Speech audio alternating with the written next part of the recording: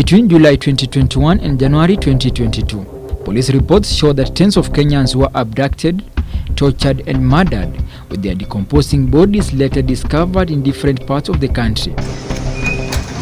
No words could explain the monstrous killings. The body had some visible tortures.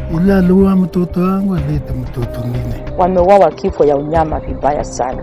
That 5-year-old Peter Mutuku and that 6-year-old Philemon Chepkonyi were victims of the killings. Alikuwa ametoa ulimi like this. Hatukuwa tukiexpect tunapata bradhango kwa moka. Their remains were among 36 bodies retrieved from River Yala. It looks like they were eliminated somewhere out of the county.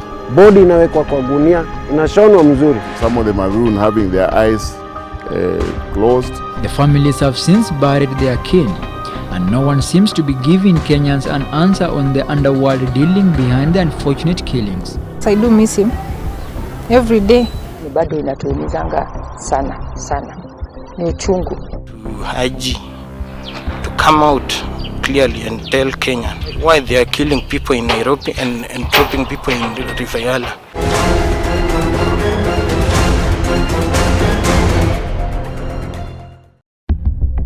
Philemon Chepkonyi and Peter Mutuku Kio were all-time friends. Philemon Chepkonyi, a father of 3, was born and raised in Barisiele, Kericho County. Later, he moved to Nairobi where he ventured in a variety of businesses. Until his death, he owned a mini-mart dealing with householdings along Kangundo Road at Kwamaji in Dandora, Nairobi. Philemon also operated an electronics and an M-Pesa shop within Kware area in Pipeline, Nairobi. He co-owned a wines and spirits shop at Kware in Pipeline, Nairobi. After some time, the two disposed of the shop in Kware, as each one of them focused on separate business ventures. Peter Mutuku Kio, an ex-GSU officer who was based at Ruaka GSU camp, was a father of 3 and hailed from Kangundo, Machakos County. At some point, Chepkonyi, Mutuku and another man identified in court papers as Timothy Kamonde Kaguru were arrested on the 16th and 17th of August 2018. Upon their arrest, Peter Mutuku and the GSU officer was interdicted. They faced charges of robbery with violence and the theft of a lorry estimated at 11 million shillings, which was the property of Narok County government. They were also accused of having stolen a water booth. Kustain manage ile wanalindwa sana, ni watu wenye hawaaminiki. The court was told that they had attempted to escape from lawful custody. They were later released on separate bond and the case is pending at a Narok court. Hawakustaki hawa tena robbery with violence. Walistaki hawa conspiracy to commit a felony.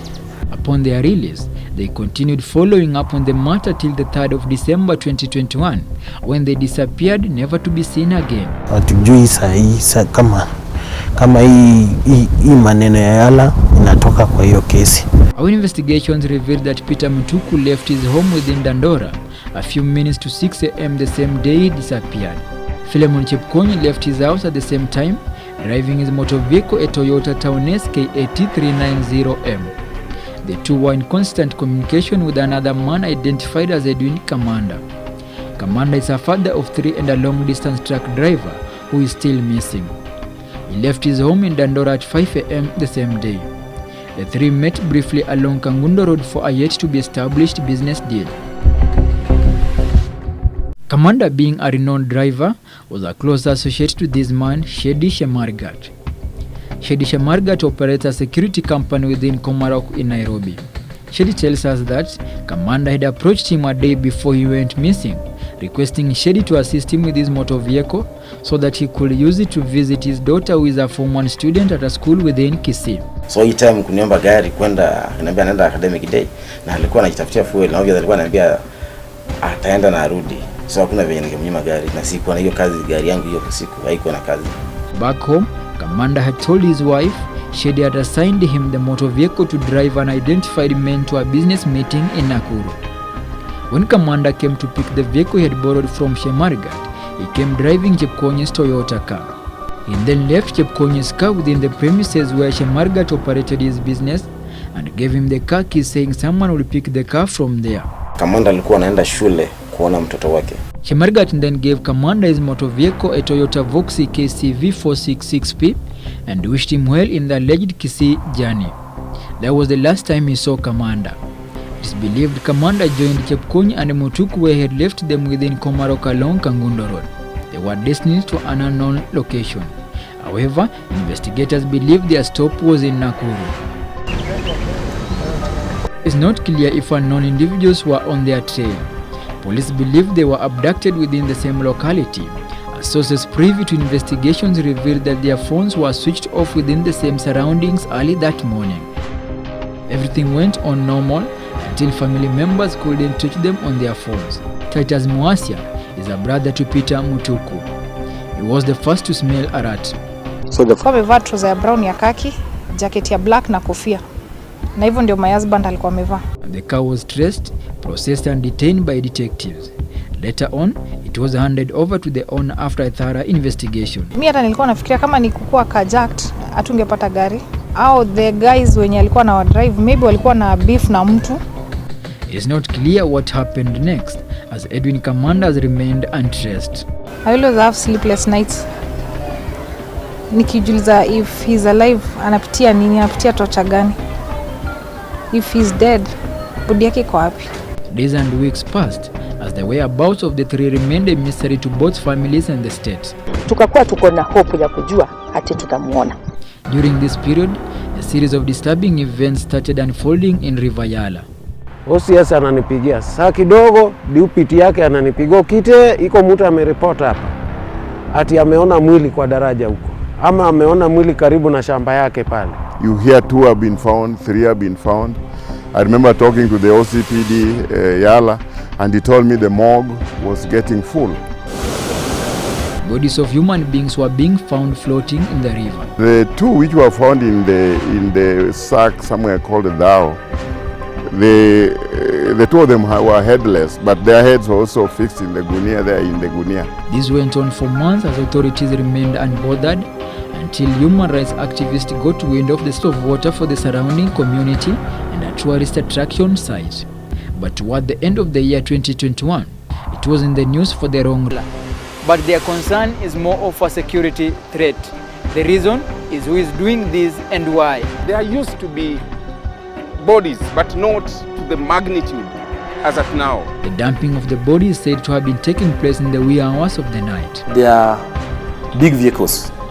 They come sometimes late in the evening. Another one was seen around midday.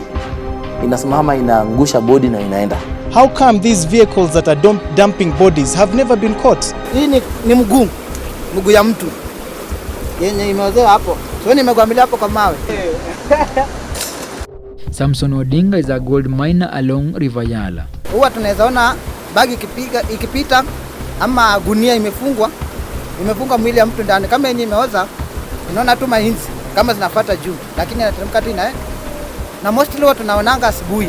He says most of the bodies were discovered knitted in sacks and floating in the river along this bridge that separates River Yala and the busy Kisumu-Busia road. Hata kuna juzi ingine ilipita tukienda na ule jamaa tukadhani ni kushiki tukakuta ni mwili ya mtu, tukaacha tena ikateremka. Other bodies were a few meters from here stretching to Ndano Falls. The miners say an increase in the number of floating bodies caught them by surprise. Kuna siku zilipita kama ilikuwa lini? Zilipita 3 kama zimefuatana tu. Ukitaka kufanya kazi unapata umekutana na mwenzako na amekufa. Sasa hakuna vile utafanya kazi yako na hapo hapo. So hata mwingine ndio unaona hapo hapo. But why were all the bodies discovered at this point? The geography of the river around that area makes those bodies, they get trapped. Below the waterfall there are rocks. So that's why they come and then get stuck in the rocks. The bizarre happenings have left him disturbed, just like Nicholas Okite, the diver who retrieved the 36 bodies. Na umejua saa hiyo sasa imeyeyuka.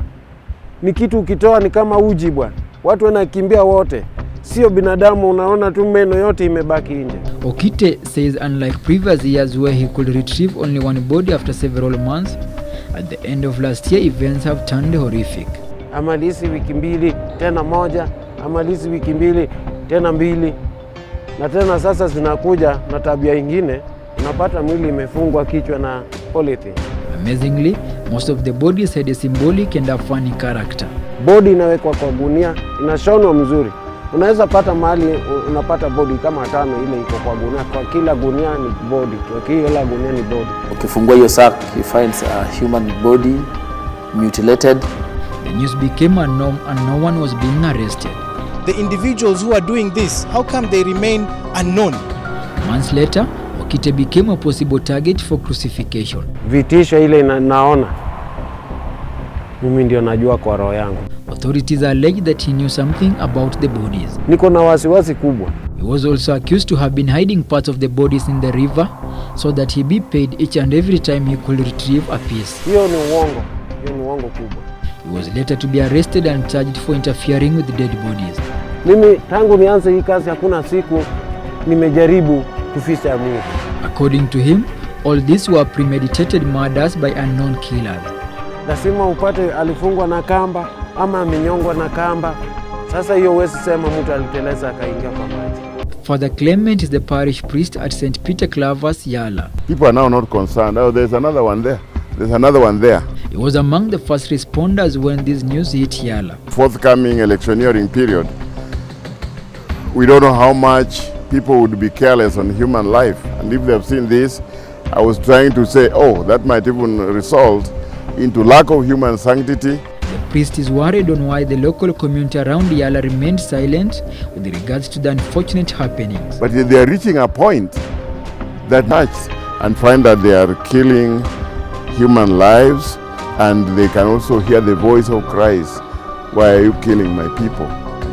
For sure, there couldn't be suicide cases, because some of them, I don't see how someone could chop off his head and still go and drop himself in the waters.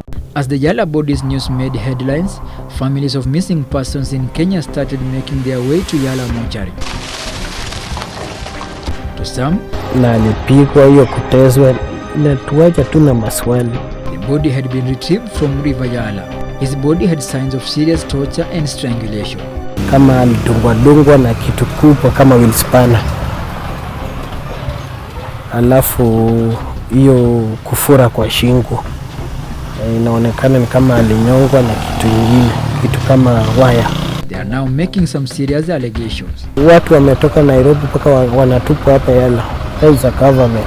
They however have no idea on the possible motive behind the brutal murder of their kin and how his killers could abduct him. The widow has been left behind with 3 children. Tunataka haki itendeke. Francis Chepkony is the father to the deceased. Kwa saa hii nangojea mtoto yangu iko na gani. Nangojea yeye aingie nyumbani aingie. The old man is unwell and his son has been responsible for his medication. Hii mtoto sijui alikuwa na bilioni ya pesa. Labda napelekwa huko. Si angeua Nairobi na kutupwa hapo. Philemon has since been buried and the family has been left in pursuit of withering justice. Mimi nasema hiyo mtu aliua mtoto yangu. Alitia mtoto mwingine. Peter Mtuku's body was retrieved from River Yala on the 5th of December 2021, a day after Philemon's body was retrieved from the same river. The killers killed him like immediately. The two are said to have been together at the time of their abduction, before they got killed suspiciously. I think should be classified as an extrajudicial killing. Mtuku's family arrived at Yala mortuary to confirm their worst fears. Their encounter with the body was traumatizing. Alikuwa amepigwa with a blunt object at his side of the forehead. Hii mkono ilikuwa imevunjika somewhere here. The chest was red. This point. Alikuwa ametoa ulimi like this and dumped the body 400 plus kilometers away. Kama sisi kutoka Kericho tunapata road checks mingi. Peter Mtuku's mother vividly remembers how she learned of the happenings at Yala. Nikiwa jikoni nikasikia ati kuna mili imepatikana Yala, 23 bodies zikiwa ziko kwa maji.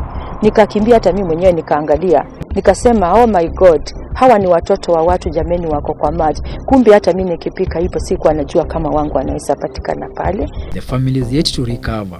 All they want is closure. Justice delayed is justice denied. That someone comes forward to explain the mystery behind Yala killings. Kitu kinaweza kuwa kinaendelea ya kuua watu wanyama na kiunyama namna hiyo, hiyo ni kitu ambapo kinaletea wasasi shida kubwa. In the short life of Parliament that is left, we may demand an inquiry by relevant committees in both houses of Parliament so that the authorities can be brought to the relevant committees and reports made to both houses. We are here for DNA profiling, which was key on body identification and investigation. I asked the government, let's do DNA at birth. It would also help us identify criminals within our midst. Detectives also took statements from key witnesses and family members before analyzing general security preparedness in the area. Get into this. The number of bodies that are being discovered on a regular basis cannot be something which is beyond the capacity of government to find out who is responsible, not just for the dumping, but more critically, the lives which are being lost. Before the process began, affected families were taken through guiding and counseling sessions. The government pathologist also conducted an autopsy on most of the bodies. Their state, some of them are very decomposed in that they're just skeletons. Some are flesh which is decomposed, but there are 3 which we find which are very fresh. From July 2021, the number of bodies retrieved from River Yala is 36. As at now, we still have 26 bodies here at these abductions and killings before his brother became the target. Haijawahi julikana nani aliua Thiong'o na aliua kwa ajili gani. We reached out to Thiong'o's family through his wife, who warned us against linking her husband's murder to the Yala killings. Thiong'o was a police officer based at Garissa and an associate of Mutuku and Chepkonyi. He was abducted and his body discovered at Machakos mortuary some times back. As when you have a problem with somebody who is in court with the law, you take them to court, as you can see from the criminal record. Also, the whereabouts of 2 mechanics who operated a garage in Kariobangi are not known, according to Meshak Chepkonyi. They were mentioned in the investigations of the robbery with violence case Mutuku and Chepkonyi faced. There seems to be now a kind of a syndicate, yeah, part of the underworld, part of the criminal enterprise, which seems to be organized and behind this. You'll remember Edwin Kamanda is still missing. Kama ako uhai akamhome, na kama yuko uhai bodi yake tu ipatikane. Cause watu wangu wanashinda wakiniuliza dada kwa wapi. On the other side of the coin, families of the killed victims are heartbroken. They believe these were extrajudicial killings and have faint hope that justice will be served. The families who lost their loved ones, we feel their pain too, and we just want to reassure them that as National Police Service, we shall work with them, trying to unravel all this unfortunate situation that is unfolding in Yala. There's nothing we want to hide. We want to be very open, and whatever we get, we shall be able to share with them. And for them, again, we want them to have that confidence that we are working for their good and for their better interest. So if they have any information, again, they should always reach out to us. The government is, however, absolving itself from the incidents, warning Kenyans against speculations on the deaths. If you want to say is a police officer involved, come forward and tell us why you think so. If you feel you cannot talk to us, then go to IPOA. We demand that a full investigation be undertaken and those circumstances be explained to the people because they need to know. It's also urged anyone with crucial information to serve it to them. Unclaimed bodies are still at the Yala mortuary awaiting identification amid fears that more bodies might be trapped in the river. Franklin Wala for the Crime Beat.